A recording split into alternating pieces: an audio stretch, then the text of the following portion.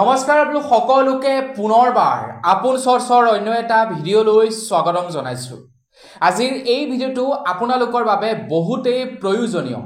আপুনি যদি হোৱাটছআপ চলায়, আপুনি যদি ইনষ্টাগ্ৰাম চলায়, আপুনি যদি ফেচবুক চলায়, তেন্তে আপোনালোকে আজিৰ এই ভিডিঅ'টো সম্পূৰ্ণকৈ চাওক, নহলে কিন্তু আপোনালোকে এটা ডাঙৰ বিপদত পৰিব পাৰে বুলি জনাইছে।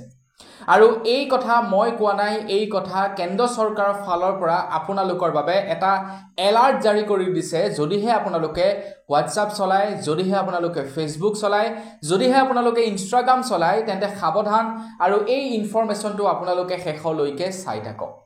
বৰ্তমান সময়ত প্ৰায় সংখ্যক মানুহেই হোৱাটছআপ চলায়, বৰ্তমান সময়ত প্ৰায় সংখ্যক মানুহেই ফেচবুক চলায়, প্ৰায় সংখ্যক মানুহেই ইনষ্টাগ্ৰাম চলায়। কেতিয়াবা হঠাতে যেনিবা আপোনালোকৰ এনে ধৰণৰ হ'ল, আপোনালোকে সময়ত আপোনালোকে মোবাইলটো চেক কৰি চাইছে, সকলোবিলাক ঠিকেই আছে, ৰাতিপুৱা শুই উঠি দেখিছে যে আপোনাৰ হাতত না পইচা আছে, না আপোনাৰ হাতত আপোনাৰ Facebook account, Instagram account, WhatsApp account আছে, সকলোবিলাক কোনোবা হেকাৰে হেক কৰি লৈ গৈছে। তো আপোনালোকৰ বাৰু সেই ৰাতিপুৱাটো কেনেকুৱা হ'ব এবাৰ অনুভৱ কৰকচোন। তো এনে ধৰণৰ ঘটনা প্ৰায়বিলাক ইউটিউবাৰ, প্ৰায়বিলাক কণ্টেণ্ট ক্ৰিয়েটৰৰ লগত হৈয়ে থাকে, যিবিলাকে নেকি অধিক পইচাৰ লালসাত পৰি বিভিন্ন ধৰণৰ ব্যক্তিৰ সৈতে কথা বতৰা পাতে। তেওঁলোকৰ ঠিক তেনেধৰণৰ হয়, ৰাতি তেওঁলোকে ফেচবুকত ভিডিঅ'টো আপলোড কৰি শুই যায়, ৰাতিপুৱা শুই উঠি দেখে যে তেওঁলোকৰ ফেচবুক একাউণ্টটো কোনোবাই উৰুৱাই লৈ গ'ল। এনেকুৱা ধৰণৰ ঢেৰ উদাহৰণ আছে আমাৰ অসমত। এতিয়া আপোনালোকৰ কাৰণে কেন্দ্ৰ চৰকাৰৰ ফালৰ পৰা এটা বিশেষ জাননী জাৰি কৰিছে বা এটা এলাৰ্ট জাৰি কৰিছে। কৈছে যে পাকিস্তানৰ আৰু বৰ্তমান ভাৰতৰ সম্পৰ্ক বৰ বিশেষ ভাল নহয়।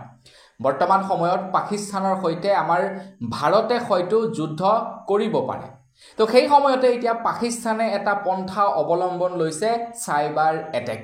তেওঁলোকে আমাৰ ভাৰতীয় মানুহক চাইবাৰ এটেক কৰিব বিচাৰিছে। কেন্দ্ৰ চৰকাৰৰ ফালৰ পৰা জনাইছে যে কেন্দ্ৰ চৰকাৰৰ বহুকেইটা ৱেবছাইটত এটেক কৰিবৰ কাৰণে চেষ্টা কৰিছিলে পাকিস্তানৰ তৰফৰ পৰা। তাৰে ভিতৰত এটা হৈ গ'ল ভাৰতীয় ডিফেন্স ছিষ্টেমৰ ৱেবছাইটতো হেনো এটেক কৰিছিলে বুলি খবৰ ওলাইছে পাকিস্তানৰ তৰফৰ পৰা, ভাৰতীয় ডিফেন্স ছিষ্টেমত। গতিকে ভাবক, ভাৰতীয় ডিফেন্স ছিষ্টেমত যদি এটেক কৰিব পাৰে, তেন্তে আপোনাৰ মোবাইলটোত এটেক কৰাত কি মানে ডাঙৰ কথা তেওঁলোকৰ কাৰণে। আপোনালোকৰ মোবাইলত সামান্য কিবা এটা পঠাই দিব, লগ আপোনালোকৰ একাউণ্ট হেক, আপোনালোকৰ মোবাইল হেক, আপোনালোকৰ ফেচবুক একাউণ্ট হেক, আপোনালোকৰ সমস্ত টকা পইচা সকলোবিলাক হেক হৈ গুচি যাব। তো খবৰ লোৱা অনুসৰি বৰ্তমান সময়ত পাকিস্তানে কি কৰিছে, বিভিন্ন ব্যক্তিলৈ PDF ফাইল পঠাইছে, বিভিন্ন ফটো পঠাইছে, আৰু সেই PDF ফাইল, সেই ফটোবিলাকৰ আঁৰত সোমাই আছে কিছুমান ভাইৰাছ। আপোনালোকে যদি সেই PDF ফাইলটো ডাউনলোড কৰে আপোনালোকৰ মোবাইলত, সেই ফটোকপি যদি আপোনালোকৰ মোবাইলত ডাউনলোড কৰে, তেন্তে তুৰন্তে আপোনাৰ মোবাইলত ভাইৰাছ সোমাব আৰু আপোনাৰ মোবাইল হেক হ'ব। আপোনাৰ ফেচবুক একাউণ্ট শেষ হ'ব, আপোনাৰ ইনষ্টা শেষ হ'ব, আপোনাৰ বেংকৰ একাউণ্ট শেষ হ'ব, আপোনালোক টোটেলি বৰবাদ বুলি ক'ব পাৰি। এতিয়া আপোনালোকক যদি কোনোবা এজন ব্যক্তিয়ে এটা চৰ মাৰি থৈ যায়, তো আপোনালোকে সেইটোত ইমান দুখ অনুভৱ নকৰিব যদিহে আপোনালোকৰ বেংকৰ একাউণ্টৰ পৰা কোনোবাই টকা 1000 উৰুৱাই লৈ যায়। সেইটো আপোনাৰ বেছি কষ্ট লাগিব, কাৰণ আপোনাৰ একাউণ্টৰ পৰা লৈ গ'ল। আৰু চাইবাৰ এটেকে মানুহক সাংঘাতিক ৰকমে কঙা কৰি পেলাব পাৰে। এতিয়া আমাৰ অসমত এনেকুৱা বহুতো মানুহ আছে যিবিলাকে বৰ্তমান সময়ত অনলাইন মাধ্যমত পইচা উপাৰ্জন কৰি তেওঁলোকে ঘৰখন চলাই আছে। কেনেবাকৈ যদি তেওঁলোকৰ সেই প্লেটফৰ্মটো হেক হৈ যাবলৈ হয়, তেওঁলোকটো টোটেলি বৰবাদ হৈ যাব। কাৰোবাৰ যদি ফেচবুক একাউণ্ট এটা হেক হৈ যায়, তেখেত বৰবাদ হৈ যাব। কোনোবা যদি ইউটিউব চেনেল এটা হেক হৈ যায়, তেখেত বৰবাদ হৈ যাব। আপোনাৰ যদি হোৱাটছআপটো হেক কৰি পেলায়, আপোনাৰ একাউণ্টৰ ধন গুচি যাব। কেনেকুৱা কি ছিষ্টেম চাওকচোন বাৰু।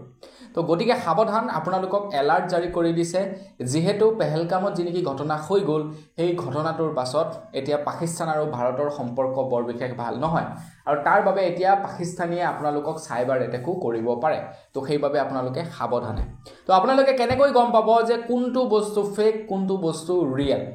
চাওক, যদি আপোনালোকলৈ অচিনাক্ত ব্যক্তিৰ পৰা মেছেজ আহে, ধৰি লওক +91ৰ পৰিৱৰ্তে +31 নাম্বাৰ দ্বাৰা আৰম্ভ হোৱা নাম্বাৰৰ পৰা যদি মেছেজ আহে, আমাৰ ভাৰতীয় নাম্বাৰবিলাকত +91ৰে আৰম্ভ হয় নাম্বাৰটো। তো +91ৰ পৰিৱৰ্তে যদি বেলেগ নাম্বাৰ থাকে আৰু সেই নাম্বাৰৰ পৰা যদি আপোনালোকলৈ কল আহে, সেই কল ৰিচিভ নকৰিব।